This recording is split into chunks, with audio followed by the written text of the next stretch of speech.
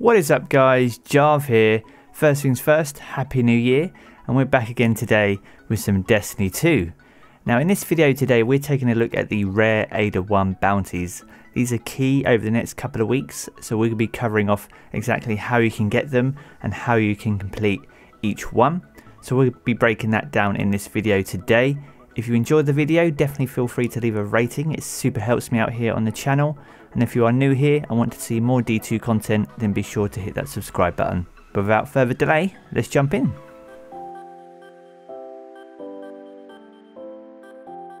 So first things first, where do we get these bounties from? Now if you head over to Ada, as you know, she has these 5 dailies and 2 weekly bounties.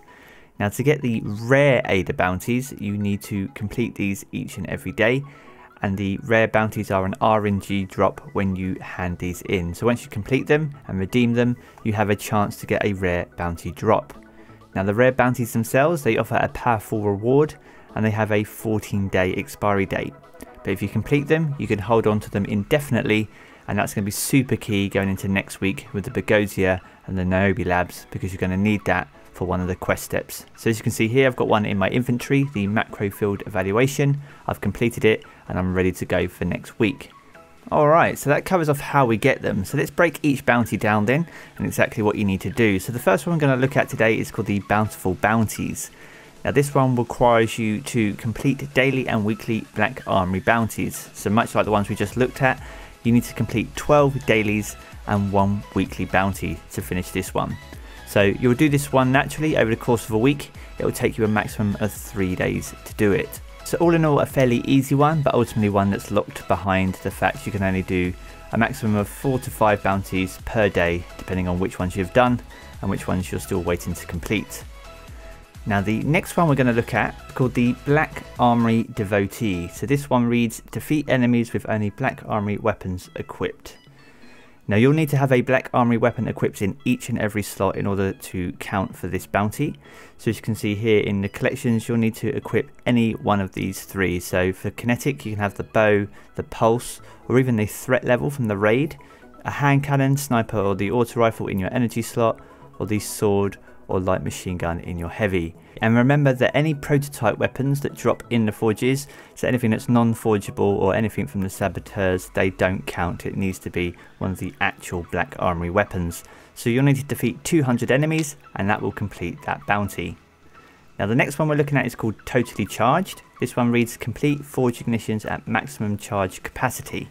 Now this is probably one of the easiest bounties that Ada could drop. To complete this one, you need to complete just 6 ignitions. So you need to defeat 2 waves and the boss for those to count, but in my eyes that's probably one of the easiest ones that we have so far. So moving on, the next one we're looking at is called the macro field evaluation. So that was one that you guys saw earlier in my inventory. This is the one that I've completed myself. This one reads, anywhere in the solar system, complete all the listed activities with at least 1 Black Armory weapon equipped. Now that's fairly easy to actually do. It's more about completing the objectives, so you need to complete 6 patrols or adventures, 8 public events, 3 strikes, 3 crucible matches and 1 heroic adventure. So once you complete all those activities with 1 Black Armory weapon equipped, that will complete that bounty. So it's a bit more of a grind compared to the other ones, so it just takes a little bit of a time investment, but again, overly not too difficult all in all. So the next one we're taking a look at is called the Might of the Armory. So this reads, complete the Last Wish raid, the Scourge of the Past raid, or the Shattered Throne with at least 4 pieces of Black Armory gear equipped. So you don't need a full set, you just need 4 pieces of gear, whether that be weapons or armor. And Scourge of the Past raid weapons and armor also count towards those bounties, so it's not as bad as it sounds, because I know some of the armor, for example, for the forges is a little bit difficult to obtain at times, so you can use a combination of the 2 in order to get that bounty done. So the next bounty then is called the Energy Proficiency. So this one reads, defeat enemies with arc, solar and void energy while participating in ignitions of the Lost Forge. So this can be either abilities or weapons, and you need to get 150 kills for solar, arc and void. So you need 150 each of those in order to complete that proficiency bounty. So again, just jump into the forge, make sure you've got a good combination of subclass and weapons, and you should complete that fairly easily. So the penultimate bounty then, this one's called the Black Armory Regalia. So the description states, defeat enemies or other guardians whilst equipping a full set of Black Armory weapons and armour.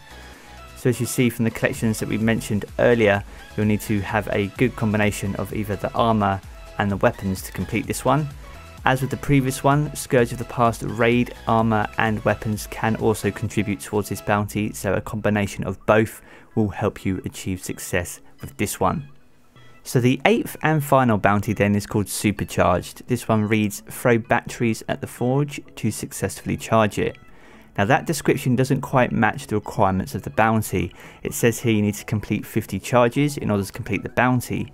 But actually what you need to do is complete 50 rounds, that's 25 ignitions, with 2 points being counted for each ignition.